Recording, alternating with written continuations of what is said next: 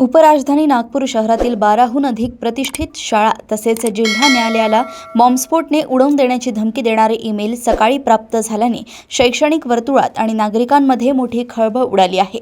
वर्धमान नगर, भांडेवाडी आणि सदर येथील सेंटर पॉइंट स्कूल तसेच अजनी, काटोल रोड व वायुसेना नगर येथील केंद्रीय विद्यालयांसह विविध शाळांच्या अधिकृत ईमेल आयडीवर हे धमकीचे संदेश आले होते। घटनेचे गांभीर्य लक्षात घेऊन नागपूर पोलिसांनी तातडीने सूत्रे हलवत संबंधित शाळांमध्ये बॉम्ब शोधक व नाशक पथक, श्वान पथक आणि पोलीस ताफा तैनात केला। सुरक्षेचा उपाय म्हणून विद्यार्थ्यांना वर्ग खोल्यांमधून आणि बसमधून सुरक्षितरित्या बाहेर काढून संपूर्ण परिसराची कसून पाहणी करण्यात आली। तपासादरम्यान आतापर्यंत कोणतीही संशयास्पद किंवा स्फोटक वस्तू आढळून आलेली नाही।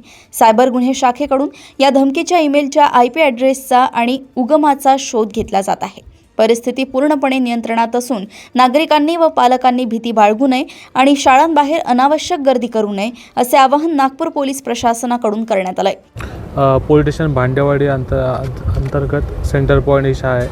त्यांच्या शाळा व्यवस्थापनाला एक धमकीचा मेल आला होता। त्या अनुषंगाने भांडेवाडी पोलीस स्टेशनचा स्टाफ त्यासोबतच BDS पथक बॉम्ब शोधक पथक आले होते। बॉम्ब शोधक पथकाने पूर्ण शाळेची तपासणी केली, कोणत्याही संशयित वस्तू आढळून आल्या नाही। त्यानंतर आमच्या वरिष्ठांनी QRT पथक इथे पाचारण केलं। QRTने पूर्ण परिसराची रेकी करून गेली आहे। आता कोणत्याही प्रकारची इथे संशयित वस्तू नाही। सर, मेल कुणाकडनं आला तर याची माहिती अजून समोर आली आहे का? नागपूर शहरात अजून अशा 2-3 शाळेला अशा मेल आले आहे। त्या अनुषंगाने वरिष्ठांच्या आदेशाने पुढील तपास होत आहे। सर, कन्फर्म आहे का 2-3 शाळांना आलं आहे की 12 ते 14 आलं आहे? आतापर्यंत आम्हाला जेवढं माहिती आहे त्या 2-3 शाळेला आलं आहे।